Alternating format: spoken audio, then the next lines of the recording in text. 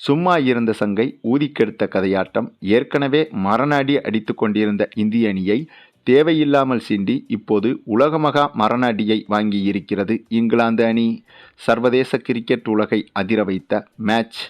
அதாவது இந்தியாவில் சுற்றுப்பயணம் மேற்கொண்டுள்ள இங்கிலாந்து அணி ஒருநாள் தொடரில் 0-2 என்ற கணக்கில் தோல்வியடைந்திருக்கிறது.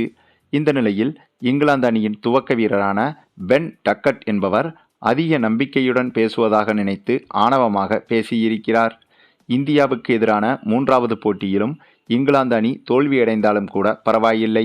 ஏனெனில் இங்கிலாந்து அணி சாம்பியன்ஸ் டிராபி இறுதிப் போட்டியில் வைத்து இந்திய அணியை வீழ்த்தும் என்று இவர் கூறியிருக்கிறார். இந்த பென் டக்கட் பேசியதாவது, நாங்கள் இங்கே ஒரே ஒரு விஷயத்திற்காக வந்திருக்கிறோம் என்றும் அது சாம்பியன்ஸ் டிராபியை வெல்வதுதான். நாங்கள் இன்னும் அதை செய்ய முடியும். முற்றிலும் மாறுபட்ட சூழ்நிலைகள். நாங்கள் எதிர்கொள்ளும் அணிகள் முற்றிலும் வேறுபட்டவை. நாங்கள் இந்தியாவிடம் இந்த தொடரில் 3-0 என்று தோற்றாலும் கூட சாம்பியன்ஸ் டிராபி இறுதித் தொடரில் இந்தியாவை வென்றால் இந்த தோல்வி பற்றி எங்களுக்கு கவலை இல்லை. அதை செய்தால், அதாவது அந்த இறுதிப் போட்டியில் நாங்கள் வெற்றி பெற்றால் இந்த தொடர் தோல்வியை நாங்கள் திரும்பி கூட பார்க்க மாட்டோம் என்று பென் டக்கட் கூறியிருக்கிறார். இந்த தொடரில் இந்தியா என்ற ஒரு அணிக்கு எதிராகவே தொடர் தோல்விகளை சந்தித்து வரும் இங்கிலாந்து அணி சாம்பியன்ஸ் டிராபி தொடரில் நிறைய அணிகளை எதிர்கொள்ள வேண்டியிருக்கும். அப்படி இருக்கும்போது அத்தகைய அணிகளை இங்கிலாந்து அணி எதிர்கொள்வது என்பது மிகவும் கடினம்தான். ஆனால் அது தெரியாமல் இந்த பென் டக்கட் என்ற வீரர் வீராப்பாக இப்படி பேசியிருக்கிறார். அது மட்டுமில்லாமல் இவர் இப்படி பேசியதற்கு பிறகு இந்த 3வது ஒருநாள் போட்டிக்கான வார்ம் அப் மேட்ச் ஒன்று தொடங்கியிருந்தது.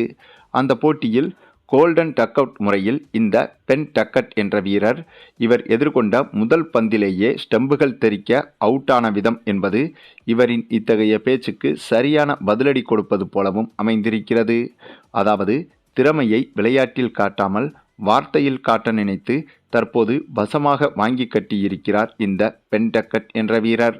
அது மட்டுமில்லாமல் இதில் கூடுதல் ஆச்சரியம் என்னவென்றால், இந்த போட்டியில் இந்திய அணிதான் முதலில் பேட்டிங்கும் செய்திருந்தது.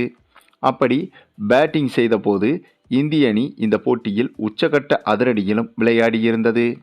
ரோஹித் சர்மா, அக்சர் பட்டேல், சுப்மன் கில் உள்ளிட்டோரின் அதிரடியால் மொத்தமாக 72 சிக்சர்களுடன் 50 ஓவர்கள் முடிவில் 502 ரன்கள் வரை எடுத்திருந்தது. ஆக சர்வதேச ஒருநாள் போட்டியில் இதற்கு முன்பு 498 ரன்கள் வரை எடுத்ததுதான் இதற்கு முந்தைய ஹையஸ்ட் ஸ்கோராக இருந்தது.